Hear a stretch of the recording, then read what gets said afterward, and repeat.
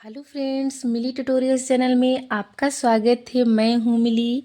तो फ्रेंड्स, आज का हमारा जो टॉपिक है वो है थ्रेडिंग के बारे में।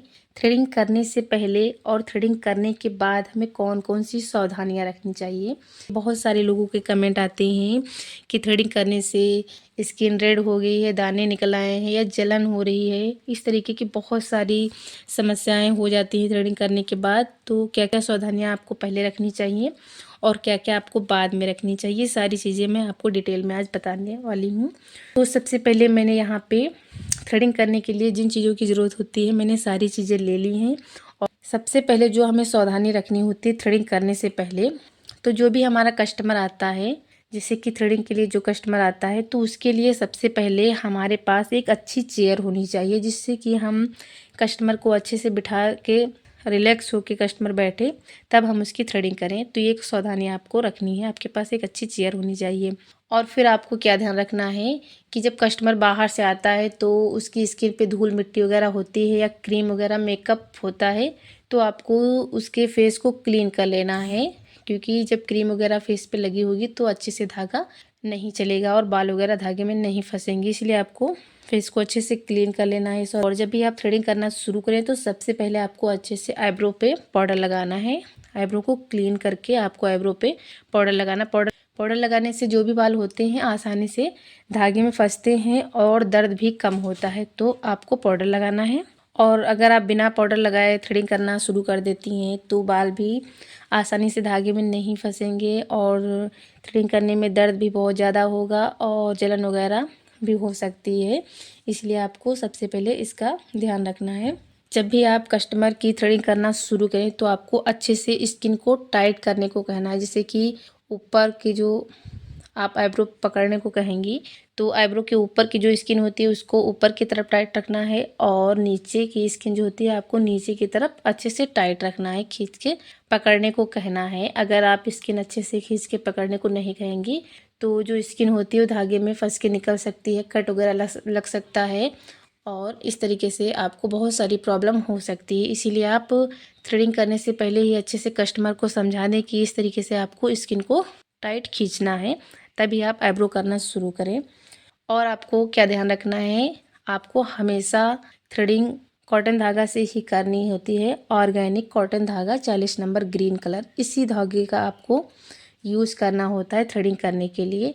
अगर आप गलत धागे से थ्रेडिंग करेंगी तो आपको बहुत सारी प्रॉब्लम हो सकती हैं। और उसके बाद आप जब भी आईब्रो पे धागा चलाएं तो आपको क्या सावधानी रखनी है, आपको बहुत ही हल्के हाथ से धागा चलाना है। आपको स्किन में धागा रगड़ के नहीं चलाना है, आपको हल्के हाथ से धागा चलाना है। और जिससे अगर आप इस तरीके से धागा चलाएंगी तो इसकी रगड़ लगेगी स्किन पे तो उससे कट वगैरह लग सकता है। रखनी उसके बाद आईब्रो करने के बाद आपको क्या करना है, आपको कैंची से एक्स्ट्रा बाल जो आईब्रो के लंबे बाल होते हैं ऊपर से कट करना है। आप कैंची से पहले भी आईब्रो करने से पहले भी बाल कट कर सकती हैं या आईब्रो करने के बाद जो आईब्रो के लंबे बाल होते हैं बाद में भी कट कर सकती हैं, आप अपने हिसाब से कर सकती हैं। तो इस तरीके से आपको कैंची से जो आईब्रो के लंबे बाल होते हैं उन्हें आपको कट कर लेना होता है। उसके बाद जो भी एक्स्ट्रा बाल होते हैं जैसे कि छोटे बाल जो होते हैं वो धागे में नहीं फंसते हैं, तो आपको इस प्लकर का बहुत ही सावधानीपूर्वक प्रयोग करना होता है। इससे आप छोटे बाल निकाल सकती हैं इस प्लकर से। तो इस तरीके से आपको प्लकर से जो छोटे बाल धागे में नहीं फंसते हैं तो आप इससे निकाल सकती हैं। फिर आपको थ्रेडिंग करने के बाद क्या करना है, थ्रेडिंग करने के बाद आपको क्या सावधानी रखनी है, उसके बाद आपको जैसे इस ब्रश से आपको फेस पर के बाल क्लीन कर देने हैं। जो भी आईब्रो के बाल फेस पे गिरते हैं आपको इस ब्रश की सहायता से फेस को क्लीन कर देना है। उसके बाद में आईब्रो करने के बाद हमेशा आपको मसाज करना ज़रूरी होता है, क्योंकि जो भी हमारी स्किन पे धागा चलता है रगड़न लगती है, दाने वगैरह निकलते हैं और बाल हम धागे में फंसा के निकालते हैं तो थोड़ी बहुत जलन वगैरह होने लगती है।